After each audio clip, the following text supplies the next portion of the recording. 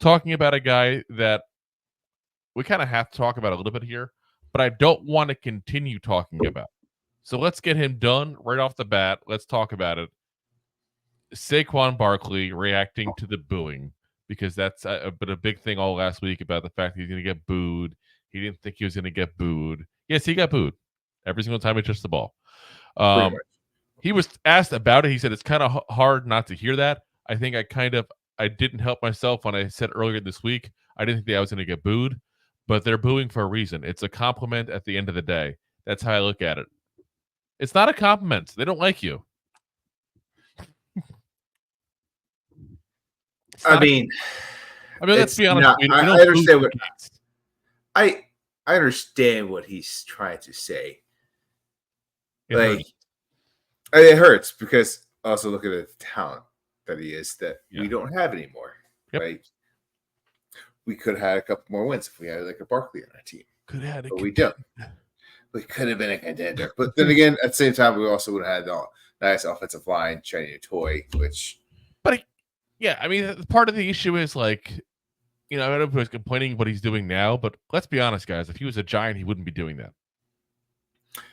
No. Well, he wouldn't be doing it. If he's behind that offensive line, maybe. With our running game at that point, too, on top of that, just in general. We ran the ball 4 times in that game. You're right. I mean, obviously, it's way different from the play calling of the last few years with this coaching staff because the last couple of years, what have we done? Ran almost every single snap. Yep. Which is they've been trying to get away from. So, yeah. You could say, would he be doing that with the play call now? Well, it really didn't do it the last couple of years with the Giants in general either, though. I mean, let's be honest here. I do still think he slowed down a little bit. I'm not trying to disrespect the guy who just whooped our butts. I'm just being honest, my assessment of it. But I do also think that he's benefiting from the blocking schemes and everything going on in Philadelphia, where people like Swift, who's aptly disappeared this year, look very good. You got what's his name? Other Penn State running back they had that went to the Carolina Panthers. I'm drawing a blank here. But Scott. He got a massive deal to go to the Panthers at that point, and then they thought about really cutting him this year because that's how bad he was last year. Like that's this thing is he's in a system that makes running backs, and he's a player that didn't need to get made. Miles Sanders, I had to look it up real quick. Miles Sanders, that's what I was thinking of. Yes. But he's in a system now that makes them when he already had talent to begin with. So of course he's going to look freaking amazing. Of course. Doesn't mean he got better as a player. It just means he has a better blocking scheme. He has a better blocking abilities in front of him, like all that kind of stuff there. So, I don't know. I still don't think it's as big a loss. Maybe I'm crazy. I'm crazy. No, you're not crazy because also at the same time, look at our offensive line for the past his whole career as a Giant. What was the best ranked offensive line he played against? The 25th in the NFL?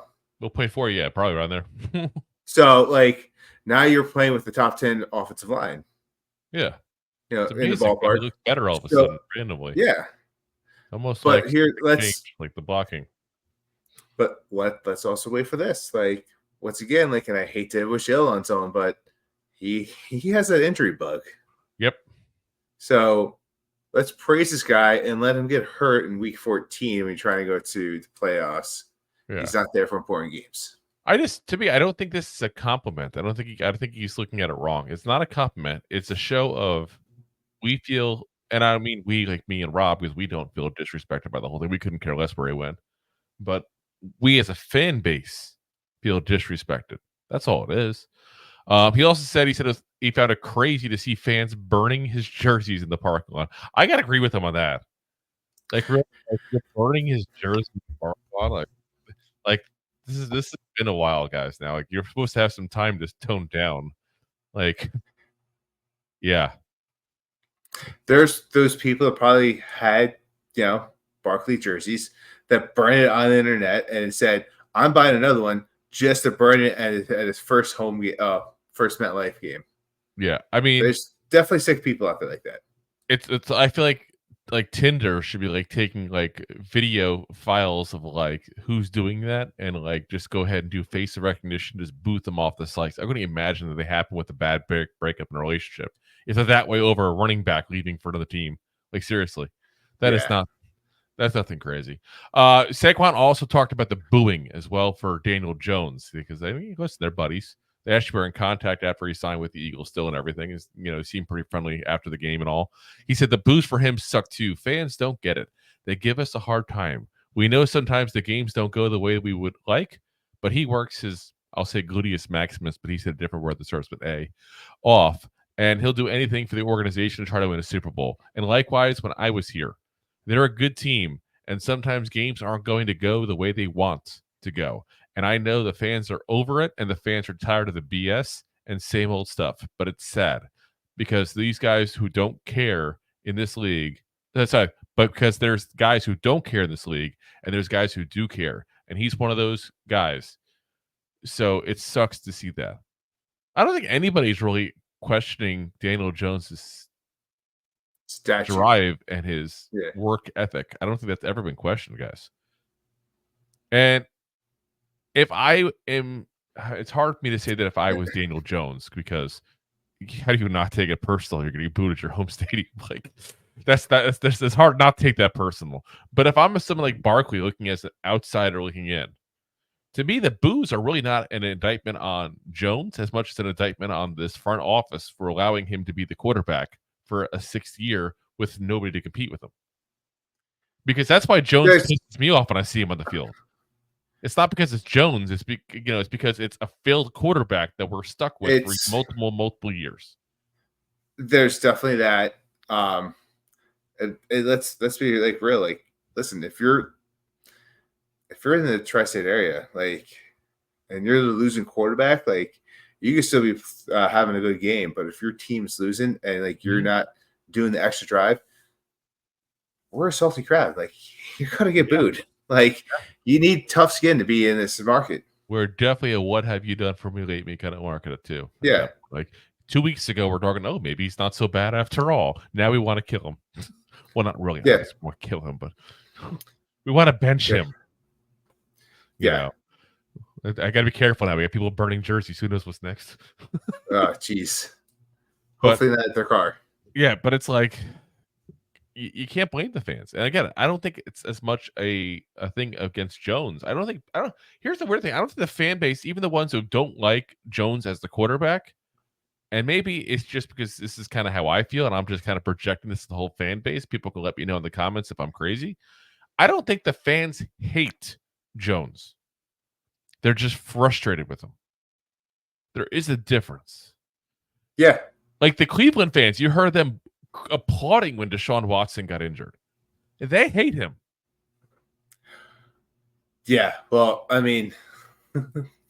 Hey, don't be wrong. If Jones got injured, some of the fans might applaud. I hate to say it. I don't know if they would applaud. I think that might go too far. They applauded when Drew Lock got hurt after making one bad pass in the preseason. I think it's a little, that's what I'm saying. I won't put it past the fan base. I hope nobody would. It's kind of classless in my mind, but that's just a segment of the population will do that. It's not all the fans, but it's enough of a segment that you hear it in the stadium. So, like I said, I think that's where the frustration comes from. So he's got to figure that one out. As Deb says, the ones who waited outside for Jones a few weeks ago were haters. Exactly. Well, honestly, there was haters, but there's also the one guy who wanted to be a social media star. Yeah. He thought he'd be a star by doing that. No, we all hated you for that because it was classless. Exactly, Anthony says, I agree. I don't hate the guy, just wish he wasn't our quarterback. And I think the boo of Locke was because they wanted DeVito, not justifying, just saying. And I'll tell you right now, I want DeVito now. I want DeVito right now. Yeah. I think DeVito should be the quarterback going forward. We'll talk about that part in a minute here. If you like that clip, then you will love the full episodes too. Find us on your favorite podcast app and look for us on all your favorite social media platforms. Thanks so much. Please, I'm begging you. Please subscribe.